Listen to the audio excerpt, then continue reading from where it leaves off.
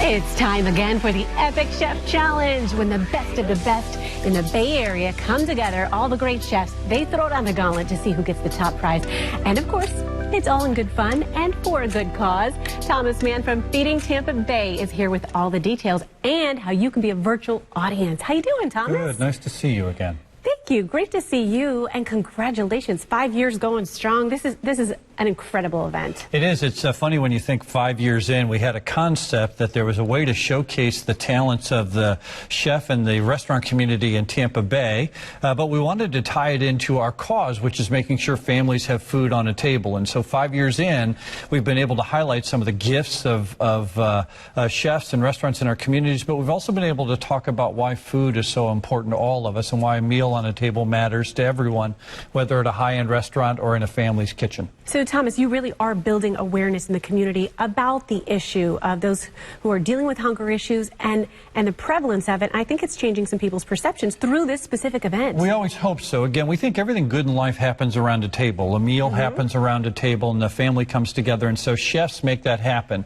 And so we think we're really bringing awareness to a cause that I think everybody would agree is something that's curable, which is putting food on someone's table.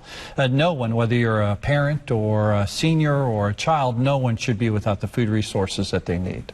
So I had the pleasure and the fun of judging this contest a couple of years back. It's amazing. Can you share with us, though, refresh for me, the whole rundown, how it works, what people can expect to see? So this is, if you want to watch on the Identity of Tampa Bay, which is a way to see what we do. The event sells out every year, but it's a real way for us to bring in the chefs, and literally they compete over an 8-week period, and we crown the Epic Chef in the last week of the competition. So sous chefs from each restaurant that competes. Tonight we have Red Mesa and Ichikuro starting us out, which we're excited about, but at the end we'll crown the Epic Chef. The winner gets $5,000, so that's quite a gift along with some other things, but it really highlights, just like every other chef show where you get mystery ingredients, they have no idea what it'll be, and they have 30 minutes to cook 2 courses each. So it's pretty exciting, it's pretty tension-filled, and the audience gets to come along on the journey towards the eventual winner. That's what I love to see, is the tension and the personalities of the chefs. How was it when you were judging? I loved it. And actually, did you feel pressure? I felt pressure to eat a lot of food, yeah. But you know what? One of the ingredients was Spam. Right. How do you make something delicious out of Spam? Well, these talented chefs found a way to do so. I've been there every year in virtually every single show, and I am amazed at the gifts of folks. I'm not a foodie myself, so I am amazed at the talents, their ability to take Captain Crunch and make a reduction sauce out of it, and things that you and I would never think about. Talk about remarkable talents and skills, all, as we would say, thank you to the great community that supports us, but all to benefit the families of those we serve. And Feeding Tampa Bay, you're doing so much.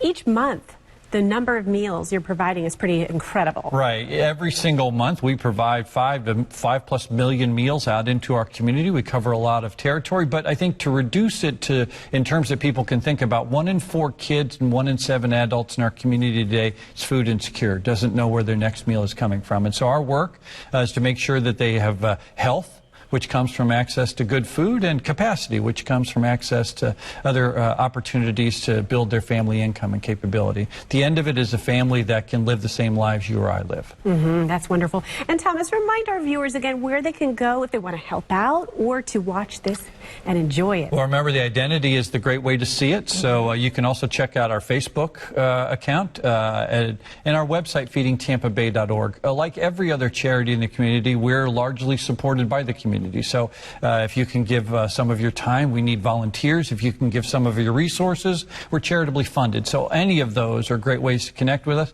And you know, the other thing, Roxanne, that we need, which you've become and we appreciate, we need advocates. I think one thing that we can all agree upon is no one should go hungry.